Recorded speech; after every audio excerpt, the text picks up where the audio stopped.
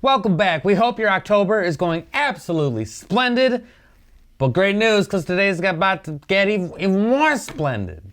Because we've got a special treat, a real guest who's neat to see, master of the darkness, master of the brew. Well, we've got... Hi, I'm Rory M. Spence from Hangover Reviews. It's an absolute pleasure to be joining you guys again to talk about what we do in the shadows. The movie, not what we do in the shadows. That's none of anybody's business.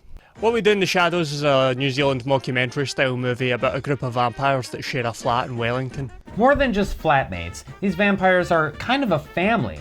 You have the younger one who's a bit of a loose cannon and he doesn't really like to play by the rules or do dishes, but he is kept in line by the mother and father figure of the group. This is bullshit. You have one vampire played by Jemaine Clement and he likes to poke people. The other vampire is a love-stricken guy. You also, lastly, have the creepy one living in the basement. He's basically Nosferatu, and you do not want to mess with this guy, but he does like his chickens. Now, all of this is thrown a little bit out of whack when during one of their dinner parties, their victim is turned into a vampire. And being new to the experience, he's only a couple months used to being undead, he adds a lot of drama to their working relationship. He's boisterous and he's loud and he tells everybody, hey, I'm a vampire, what are you gonna do about it? Shut up, Nick! You're not Twilight. I really liked that both of the directors in this film also had acting roles. They were cast members and they did such a good job. You have the one guy whose name I can't pronounce. You also have Jemaine Clement, who I know from Flight of the Conchords, which is a New Zealand comedy musical group. And he doesn't really do music in the film, well, you know, a little.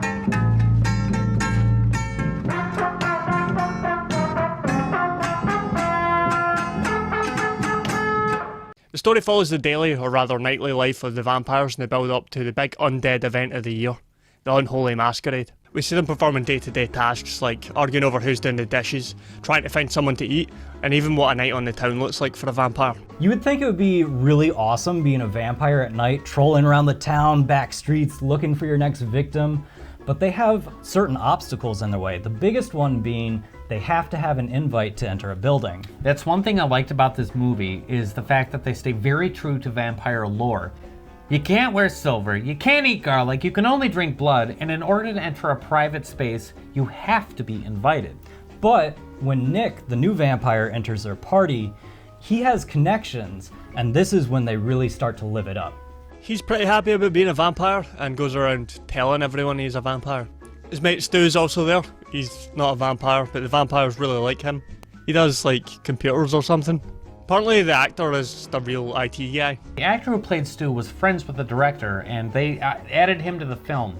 Now Stu didn't think that he had a big role to play. He thought, you know, I'm just the techie, yeah, I can fill in for a role or whatever. And up until the release of the film, he had no idea that his role was so crucial to the plot. So he had friends come up and be like, dude, you're in the posters of this film. Tell us about it. They also have a couple run-ins with a group of werewolves led by Rhys Darby, which are very funny. Why don't you girls smell your own crotches, huh? Come on. What are you talking about? We don't smell our own crotches, we smell each other's crotches and it's a form of greeting. You're on camera, mate. Don't do What? it. I really like how they humanise the characters that are obviously evil creatures, to the point where they're actually likeable. Even Deacon, who is the least likeable, has moments that make you feel sorry for him. There's this one scene in particular with Deacon where he's trying to console Nick, and it's actually really touching. He starts talking about how the tragic part of being immortal is seeing everybody around you die. That would suck. But he totally flubs it up and it turns into a really comical aspect. When you think mockumentary and New Zealand movie, high budget isn't the first thing that springs to mind. But the movie makes the most of its 1.6 million budget. The special effects look really good, all things considered. One example is every time that the vampires fly, they're not really flying so much as being hoisted around on wires. Just kind of floating around, and sometimes like they're in static positions. You can tell they're not quite sure what's happening. They're just kind of floating there.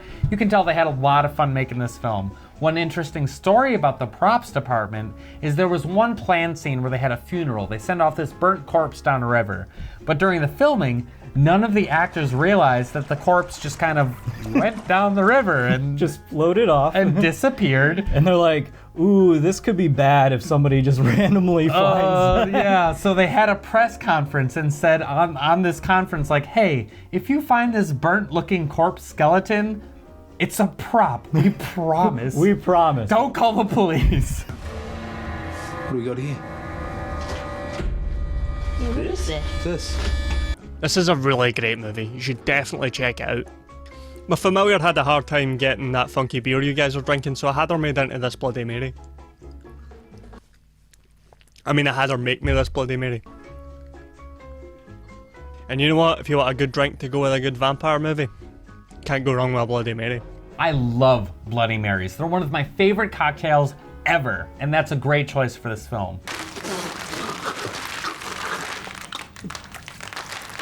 Also, in keeping with the theme of fly guys stalking the night, we done found ourselves a funky prowler.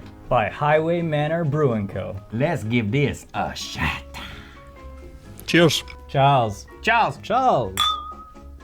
you know, for a beer named Funky Prowler, this smells pretty dang funky. Yeah, we could smell this as soon as we cracked it, and that is a good sign for a sour beer. What is that face about? It is a sour beer. It's a very sour beer. You know what this reminds me of? To me, it tastes like Warhead. Warheads, like those dark cherry warheads.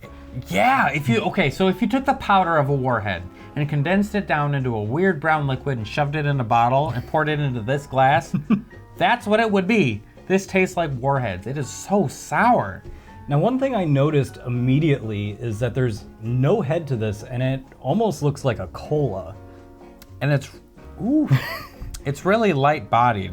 Now this is a sour stout. I've never had a sour stout before, but this doesn't really have a lot of characteristics of what a stout would be. It's not heavy bodied, it's kind of light, kind of like a soda.